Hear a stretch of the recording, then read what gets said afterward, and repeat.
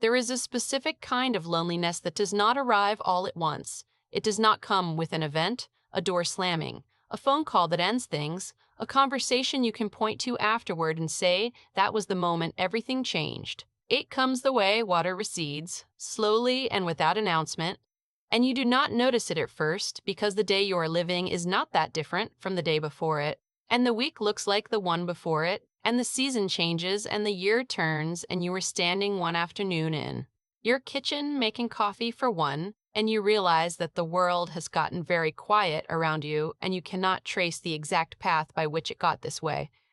That is the loneliness I am describing.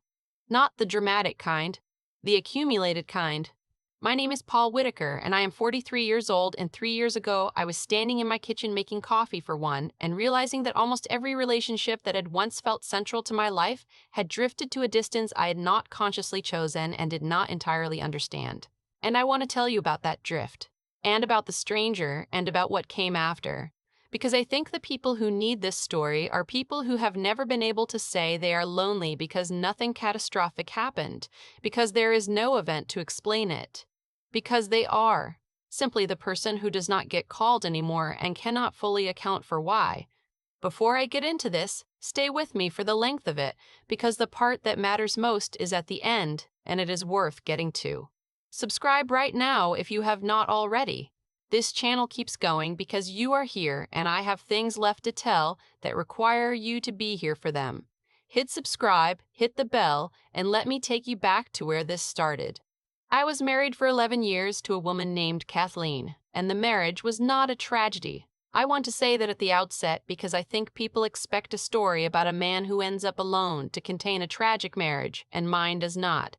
Our marriage was good for most of its length, and complicated toward the end, and finished by the time we were both 39 in the specific way that some things finish.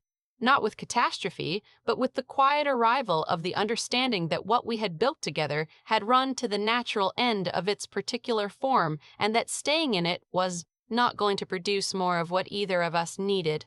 We divorced without cruelty. We do not hate each other. We do not speak often, but when we do, the conversation is civil in the way that two people who spent 11 years building a life together and then dismantled it carefully are civil to each other. What the divorce did do, which I did not fully anticipate, was reveal the degree to which my social world had become our social world, and the distinction matters in the specific way that personal possessions that have become joint possessions matter when the division comes, because the friends we had made as a couple were, in the way of these things, negotiating their own positions in the aftermath of our separation, and the negotiation produced, as it usually does, a tendency to go with the person they had known longer, or who was in more obvious distress, or who reached out first, and Kathleen had known most of them longer, and she reached out, and I did not reach out, because reaching out has always been the thing I am least naturally good at, and the result was that the landscape of my social life contracted significantly in the 2 years following the divorce. This contraction did not feel like abandonment. It felt like drift. Nobody told me they were choosing Kathleen over me. Nobody told me anything. They simply called less frequently, and the less frequently became rarely, and the rarely became not at all. And I told myself they were busy and I was busy, and that this was the natural rhythm of adult friendships and that it would correct itself when things settled. It did not correct itself when things settled. My family, which had always been small, a sister in Portland and parents who had retired to Arizona 4 years before the divorce, maintained the pattern of communication that families maintain when they are not in crisis, which is birthdays and holidays and the occasional check-in call, and after the divorce, my sister called more frequently for a period, the way siblings do when they are worried about you, and then she called at the frequency she had always called, which was monthly, and that was fine. And is still fine, and I am not telling you that my sister is the problem, because my sister is not the problem. She has her own life and her own family, and the fact that her life does not have daily room for her brother is not a failure of love. It is the mathematics of adult life. And I understood this, and I still understand it.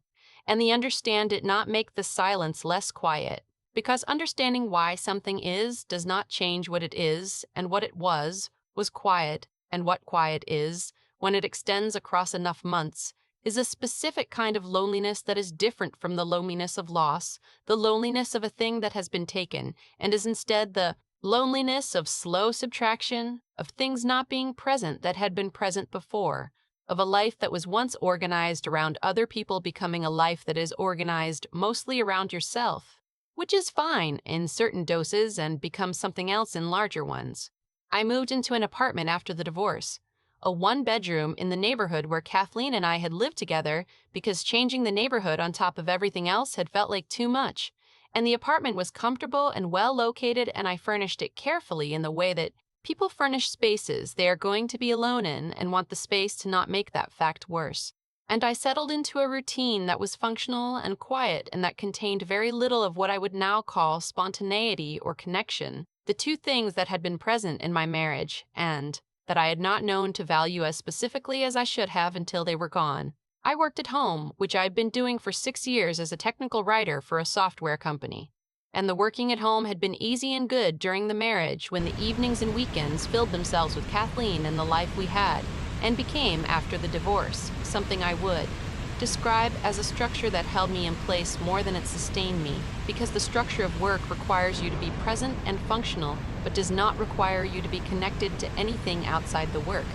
And I was functional. I was professionally perfectly functional, and the work was getting done, and the clients were satisfied, and nothing in my professional life indicated that anything was wrong, which meant that the primary feedback mechanism that told me how I was doing was not reflecting the most important information, which was that I was very lonely and getting lonelier and did not know how to name it or address it, and the not naming was itself a problem, because you cannot address a thing you have not named. And the reason I had not named it was that the name felt melodramatic given the circumstances, which were not dramatic, which involved no single crisis or rupture, which were simply the ordinary circumstances of a man who had been through a divorce and whose social world had contracted and who was telling himself this was how adult life went. And the telling worked well enough on a day-to-day basis to prevent me from understanding what was actually happening until it had been happening for a long time. I want to stay in that period for a moment, because I think the particular quality of it needs to be described, because I think there are people watching this who are currently inside a version of it and who have not yet found the language for what it is. And the language matters because you cannot address a thing you have not named. What it felt like was fine. Day to day, moment to moment, it felt fine. I woke up, I made coffee, I worked, I ate, I read or watched something in the evenings, I slept, I did it again, and on any given Tuesday afternoon, if someone had asked me how I was doing, I would have said fine and meant it in the sense that nothing was actively wrong, that I was functioning, that I was not in crisis, that the day was proceeding normally, and the word fine would have been accurate as far as it went, which is the problem with fine as a description of a state of being. It goes far enough to answer the question, but not far enough to describe the full situation, and the full situation was that the days were fine and the weeks were fine, and the accumulation of fine days into something that was not fine was a process that happened beneath the threshold of daily awareness, the way the drift had happened beneath the threshold of daily awareness. And it was only when I tried to think of someone to call on a Friday evening when I did not have plans that I understood the full shape of what had happened, because the exercise of trying to think of someone to call and not being able to think of anyone was the moment the accumulation became visible. I had acquaintances, people I knew from before the divorce who had redistributed into Kathleen's orbit and who I still saw at the occasional gathering where our circles still overlapped. People from work whom I communicated with daily through text channels and email and the occasional video call, and with whom I had professional warmth that was real, and that was also not friendship in the sense of someone who would answer a call on a Friday evening. People I had been friends with before my marriage, who had moved to other cities and who I thought of with genuine affection and spoke to twice a year. None of them were the person I could call on a Friday evening. The stranger appeared on the Thursday afternoon in March, 14 months after the divorce, at a coffee shop 2 blocks from my apartment that I went to every Thursday because Thursday was the day I gave myself the specific permission to work somewhere that was not my apartment, the self-constructed ritual of a person who knows they need to be around people even when they are not interacting with them. He sat down at the table next to mine, and he looked at the menu on the wall behind the counter for a long time in the way of someone who is not sure what they want and is not in a hurry to decide. And he was in his late 60s or early 70s, with gray hair and glasses, and the specific compact Stillness of a person who has become comfortable with being wherever they are. The stillness that is different from resignation and is more like the quality of someone who has been in enough places and enough conversations to have stopped needing the current moment to be something other than it is. And when the barista asked what he would like, he said he was not sure yet. And she said, "Take your time," and he said, "Thank you." And the thank you had a specific quality. It was not performative. It was a genuine acknowledgement of the permission to take time. The way someone thanks a person for a gift. That was actually needed. He looked at the menu for another minute, and then he looked at me, because I was nearby and he had noticed me looking at him, and he said, "What's the coffee here like?" I said it was good. He said, "What do you get?" I told him. He said, "I'll get that." He ordered and he sat back down and he said, "I've walked past this place 100 times. I don't know why I've never come in." I said, "What made you come in today?" He said, "The door was open." He said it in the specific way of someone who means it, literally, and also knows it could mean something else, and there was a quality of amusement in it that was not directed at me, but was more general than that, an amusement at the accumulation of small decisions that constitute a life. And I found it recognizable in a way I had not expected, the specific wryness of someone who is paying attention to the fact that things happen the way they happen. His name was Martin. He was 69 years old, and he had retired 3 years earlier from a career as a high school history teacher, that he had spent 41 years inside, and that he described with the specific warmth of someone who has done work that mattered to them and knows it. The warmth that is about the work itself, rather than the identity it conferred. We talked for the length of our coffees, and then we talked for the length of a second round, which he bought without asking, just ordered one for each of us when the barista came by. And somewhere in the middle of the second round, I realized I had been talking for longer than I had talked to anyone outside of a work context in months, and that the talking had not required effort in the way that the careful social performance of the occasional dinner with acquaintances required effort. It had simply happened, the way conversations happen when both people are present in the same way at the same time, and I noticed this quality of the conversation the way you notice a physical sensation when it stops being present. The way you notice the absence of pain when the pain has gone, you did not register it clearly when it was present, because it was present. And only in the noticing of its presence did you understand how long it had been absent. I told him about the divorce. Not immediately, not as an opening, but about 40 minutes in, when the conversation had arrived at the natural territory of what are you working on and what does your life look like and why are you in this coffee shop on a Thursday afternoon. And I told him I was working at home, had been for 6 years, and that the Thursday coffee shop was my way of being around people. And he's looked at me with the specific directness of someone who has been a teacher and has therefore spent 4 decades reading the subtext of what people say, and he said, "Are you around people enough?" I said, "Probably not." He said, "What happened?" I told him, not the full version, not the version I am telling you now, but a version that was honest in the way that it was possible to be honest with a 69-year-old history teacher in a coffee shop on a Thursday in March.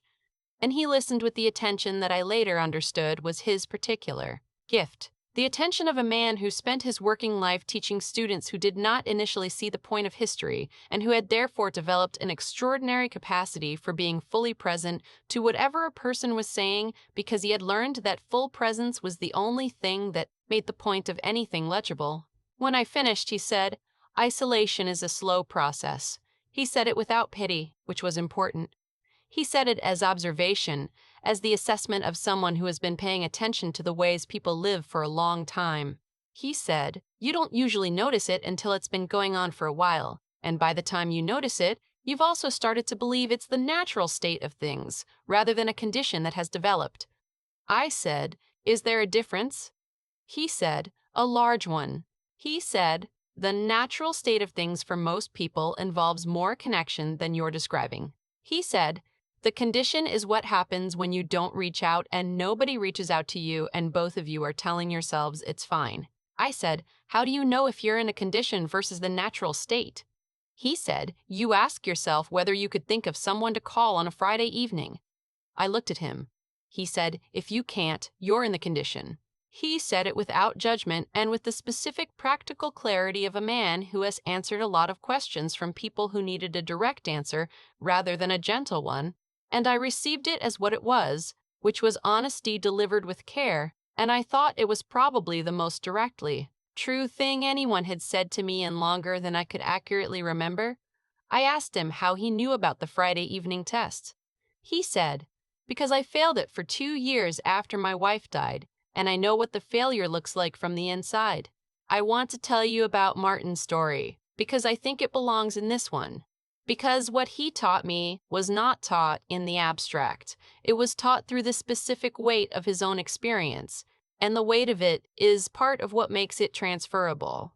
His wife Eleanor had died 4 years before we met, after 43 years of marriage, and the dying had not been sudden. It had been the kind of dying that takes a year and a half, and that requires the person who loves the dying person to organize their entire life around the care and the core presence and the watching. And when Eleanor died, Martin had been, as he described it, a person who had spent 18 months oriented toward a single point, and the point was gone, and the reorientation required was larger than he had anticipated.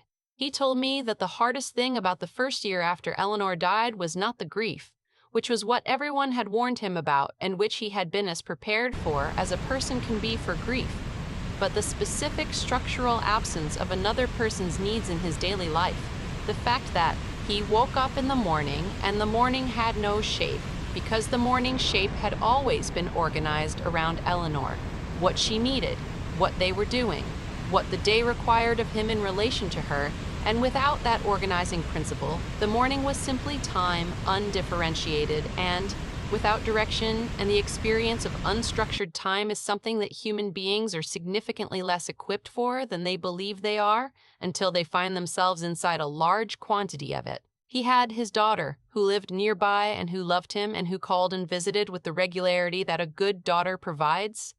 He had former colleagues, people who had worked alongside him for decades and who checked in with genuine warmth. He had the community of his church, which he attended every week and which provided a structure he found sustaining.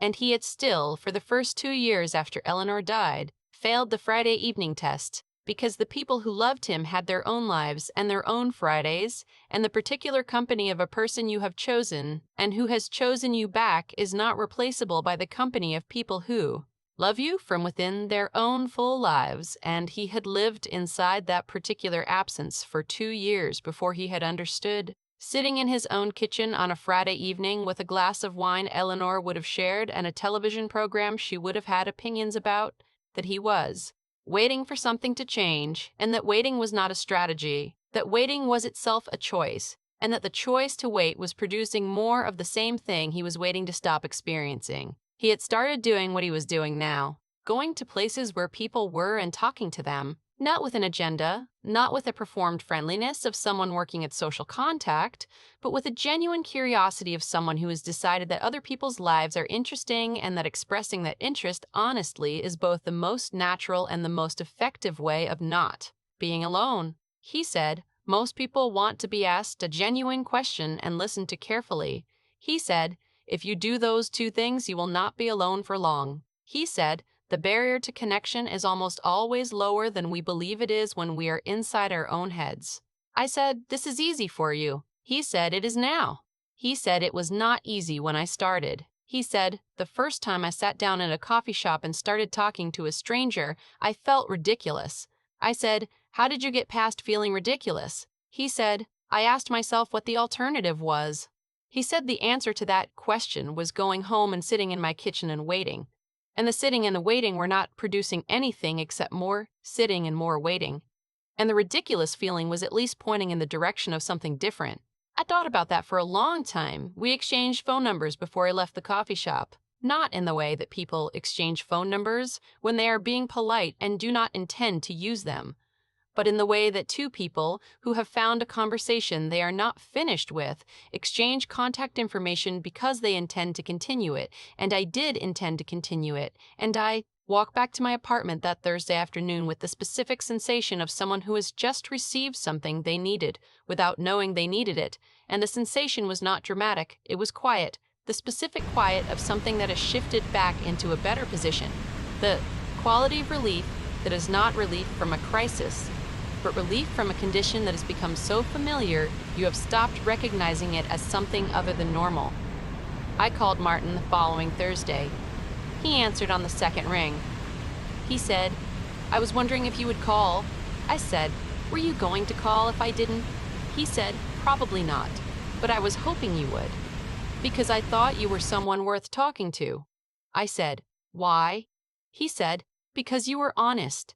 He said, "A lot of people, when a stranger asks them a real question, give the polished version of the answer." He said, "You gave me the actual version." He said, "Actual versions are hard to find and worth looking for." I called Martin the following Thursday. He answered on the second ring. He said, "I was wondering if you would call." I said, "Were you going to call if I didn't?" He said, "Probably not, but I was hoping you would because I thought you were someone worth talking to, and I did not want the conversation to have ended in the coffee shop." I said, "Why?" He said, "Because you were honest, and because you asked a real question and listened to the actual answer, and those two things together are rarer than they should be, and I always want more of them when I find them." I said, "I did not do anything remarkable." He said, "I know." He said, "That is what made it remarkable." He said the ordinary version of that Thursday would have been me sitting down, looking at the menu, ordering my coffee, and spending an hour in the same room as you without either of us knowing anything about the other, and that ordinary version happens thousands of times a day in every coffee shop. In every city, two people sitting close enough to touch and knowing nothing about each other, and the only thing that changed it was a question. He said, "Questions are doors." He said most people stand on one side of the door and never open it because opening it requires them to be briefly uncertain about whether what is on the other side will receive them. He said, "You opened the door." He said, "I happen to be on the other side." He said, "That is all it was." I sat with that for a moment on the phone in my apartment on a Thursday afternoon. Then I said, "You make it sound simple." He said, "It is simple." He said, "Simple and easy are not the same thing." He said, "The simple thing is almost always one question asked to the right person on the right afternoon with enough honesty in the asking to signal that you actually want to know the answer." He said, "The hard thing is doing the simple thing when everything in you that has been shaped by loneliness is telling you that the door is probably locked and that you will look foolish for trying it." He said, "But the door is almost never locked."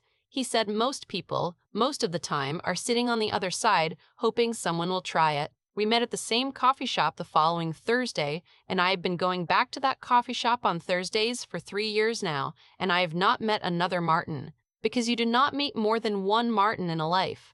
But I have met people who became real to me in ways I did not expect, people whose names I now know and who know mine, and each of those meetings began the same way, with a question, with the door opened, with the willingness to be briefly uncertain about what was on the other side.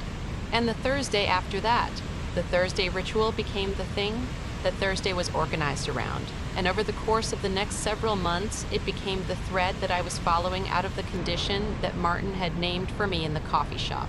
Because Martin knew people, had spent 41 years knowing people, teachers, and former students and neighbors, and the members of his church, and the people at the hardware store where he had been going for 30 years, and his circle of people was large and warm and permeable, and I was gradually, through the specific mechanism of being known by someone who was known by many people, becoming part of it. He introduced me to a former student named Ray, who was now in his 40s, and who ran a woodworking shop and who needed someone to help him update his company's technical documentation, which was the work I did professionally and which Ray needed done, and which gave me a reason to go to the shop twice a week and a professional relationship that became a personal one with the ease of things that begin with a genuine need on both sides. He introduced me to his neighbor Carol, who had moved into the house next to his 2 years before and who was navigating her own version of the drift.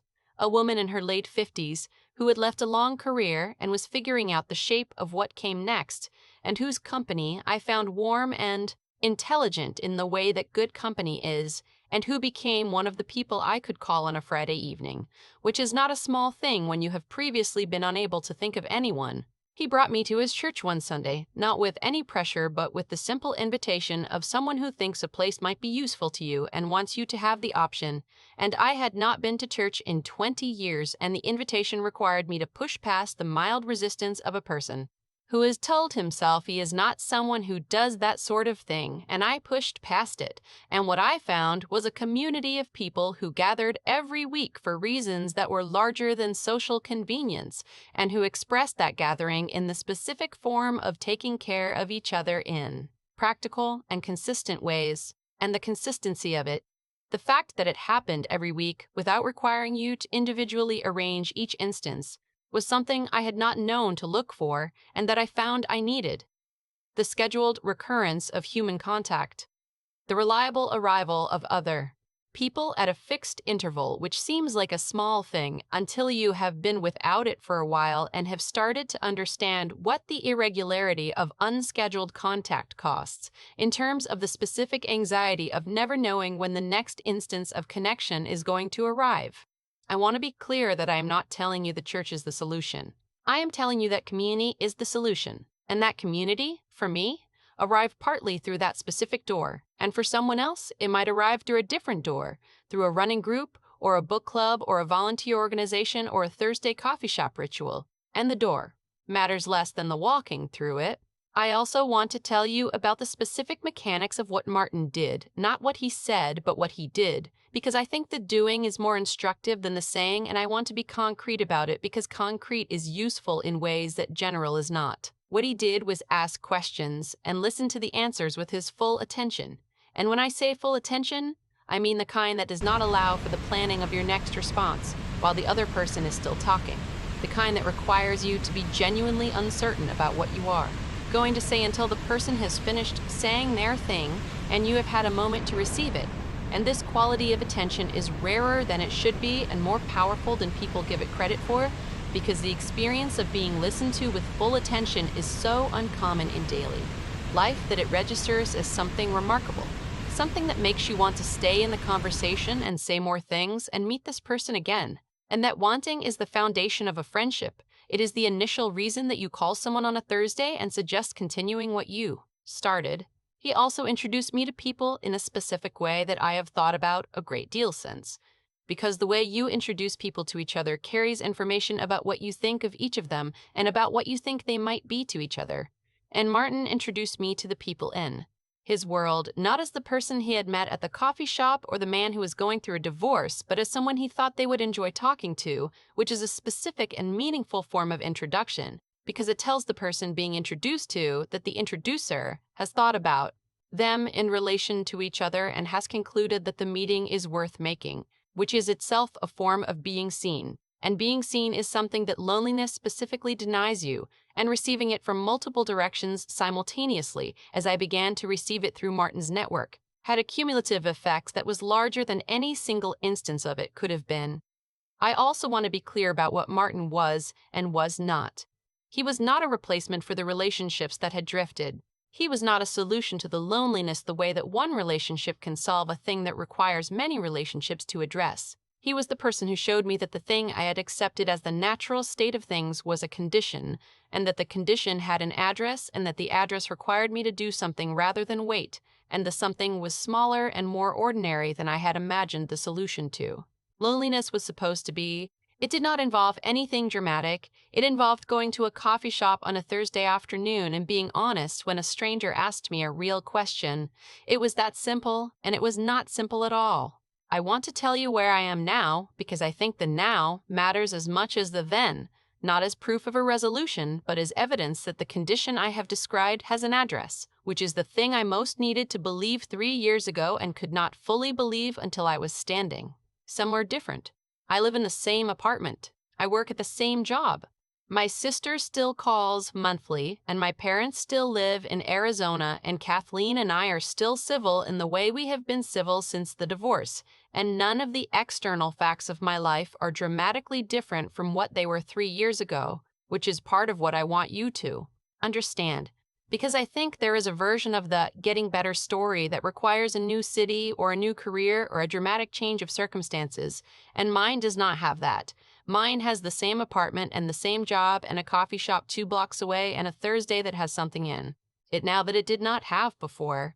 What is different is the texture of it, the specific quality of a life that has warmth in it at regular intervals, that has people in it who know my name and who I know in return, that has the particular structure of commitments to other people that give the week its shape, the coffee shop Thursdays, and the woodworking shop Tuesdays and the Sunday morning, and the occasional Friday evening phone call that I now have people to make, and the making of it is not a minor thing when you have previously been standing in your kitchen trying to think of a name and coming up empty.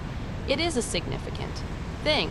It is the difference between the apartment being a place you return to and a place you start from, and that difference changes what the apartment is. Martin is 72 now. We still meet on Thursdays, not every Thursday. Life is more irregular than rituals want to be, but most Thursdays, and the conversation has never run out because his life is long and full of the specific density of a life lived with full attention, a life that has 41 years of students in it, and 43 years of Eleanor, and the particular depth that comes from having stayed curious about the world for 7 decades without letting the curiosity become performance, and my life is mine with its own density that I am only beginning to understand the full extent of, and between two people who are genuinely curious about each other, the conversation is always longer than the time you have for it, always arriving at the end of the hour or the 2 hours with something still on the table that you are not finished with, and that incompleteness is the thing that makes you call again. The following Thursday, that is the specific mechanism of a friendship that sustains itself. He said something to me last spring that I have thought about many times. We were sitting at the same table in the same coffee shop where we met, and I had just told him about a new friendship I was developing with a man I had met through Ray, and Martin said, "This is what I hoped would happen." I said, "What do you mean?" He said, "When I sat down next to you 3 years ago, I thought, this person is worth knowing, and I also thought, this person needs to know more people than me." I said, "You were thinking that on the first day?" He said, "I was a teacher for 41 years. He said, "You develop an ability to see who someone is pretty quickly." He said, "You also develop an interest in making sure the people you can see clearly get seen by more people, because the world is better when its better people are known." I sat with that for a while. Then I said, "What made you think I was worth knowing?" He said, "You asked me what made me come in today." He said, "Most people, when a stranger sits next to them, do not ask them anything." He said, "You asked." He said, "That told me you were curious about people, and curiosity about people is the foundation of everything worth having in a life that involves other people." He said, I thought, if he's curious, I can work with curious. I thought about the Thursday I had been sitting in that coffee shop performing the ritual of being around people without actually engaging with any of them, doing the adjacent to connection version of connection that is not connection, and how the only thing that had changed it was that I had looked up and noticed a man looking at a menu and asked him a question. One question? That was the door. I want to tell you this because I think the story of how the drift gets reversed needs to be as specific as the story of how the drift happens, because the drift happens in the accumulated small things, and the reversal also happens in the accumulated small things, and the smallest thing is a question directed at a person who has just sat down next to you in a coffee shop, which is to say, the smallest thing is also the hardest thing, because the asking requires you to put yourself briefly in the position of being answered or not answered, of being received or not received, which is the risk that loneliness trains you to stop taking. You have to take the risk.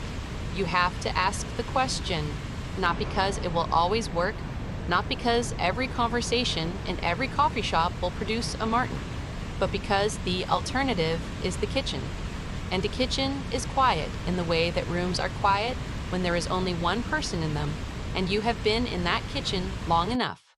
Open the door, ask the question, see what happens. I will tell you what happened to me, and what happened to me started with a 69-year-old retired history teacher and a menu he could not decide on, and produced a life that is warmer and more connected and more genuinely full than anything I had when I was telling myself I was fine, which I was technically, and which was not enough, which is the distinction that matters. Fine is not enough. You deserve more than fine. Go find it. It is closer than you think. Thank you for being here until the very end. If this story reached something real in you, if you know the kitchen I am describing and the quietness of it, tell me in the comments. Tell me about your Martin if you have one. Tell me about the question you are afraid to ask. I read every single one, and I will see you next time.